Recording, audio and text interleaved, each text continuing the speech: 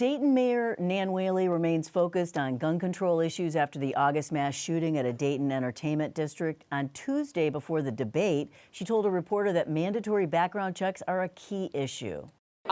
We know that 9 out of 10 Americans want this background check. On Wednesday, Whaley took it a step further and officially joined gun control activists in Columbus to kick off a petition drive to force the Ohio General Assembly to action. Jeremy Pelzer, the mayor, also had endorsed a plan by Governor DeWine to address gun violence. What is the strategy with going the extra step to endorse the voter-initiated petition? Well, quite frankly, Nan Whaley and other Democrats think that DeWine's proposal, his revised proposal, doesn't go far enough. She's quite willing, and many Democrats are willing to back DeWine's proposal, which calls for things like voluntary background checks between individuals in gun sales, things like that. But then Nan Whaley is saying, well, we need to go beyond that, and we need to have universal background checks. I think this is one of those things where even if they don't get on the ballot, they're trying to get the legislature to act, as they have things like medical marijuana in the past.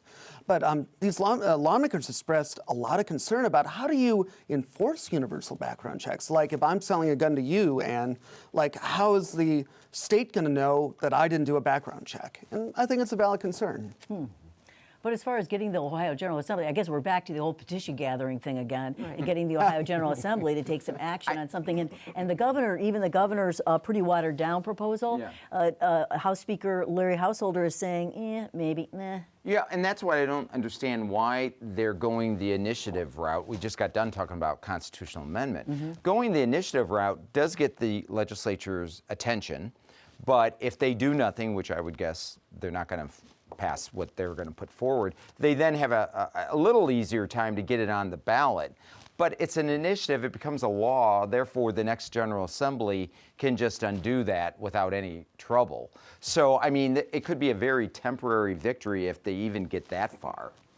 I think that it's also a bit of a public relations campaign, because when you talk about these things publicly and you launch these signature gathering efforts, you're talking about an issue and pointing out to the public that 80%, 90% of people are wanting these changes. That's, as Jeremy said, that's what happened with marijuana over time. And it did change what the legislature did ultimately. The same with, some redistricting reforms.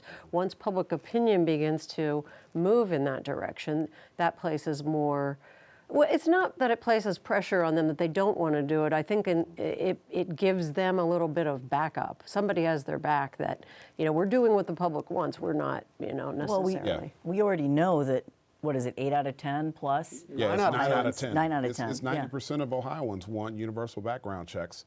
And this is a result of lip service, not people saying that they're going to do one thing and not doing it.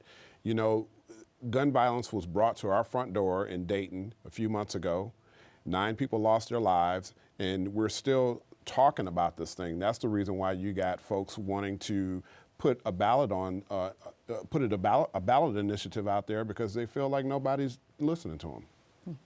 And that's what people asked the governor. They asked Nan Whaley at a press conference back in Dayton a few days after the shooting. Just do something.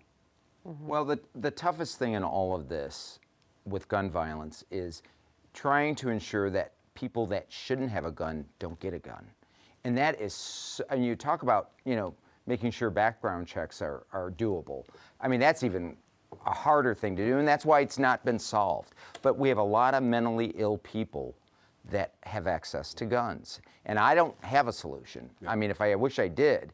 But I mean, that is a big problem that none of this addresses, that has got to be addressed somehow, some way, if we want to stop this. Yeah. And this came up in the Democratic debate as well, because, Beto O'Rourke had originally said, I'll go in and take the guns. Well, not everybody wants to see police going door to door and looking for these. So how are you going to even find them? How are you going to know that this person's vulnerable unless you get a family member or someone to call in? If they even know. Right.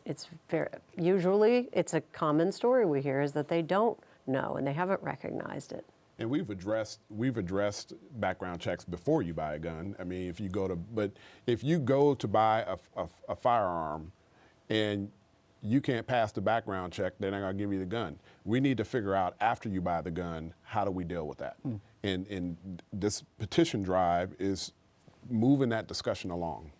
It's interesting what the governor revised his proposal to be like in terms of a red flag law. That's gotten a lot of attention. A red flag law allows a judge to order the confiscation of guns from someone who's deemed a threat to themselves or others.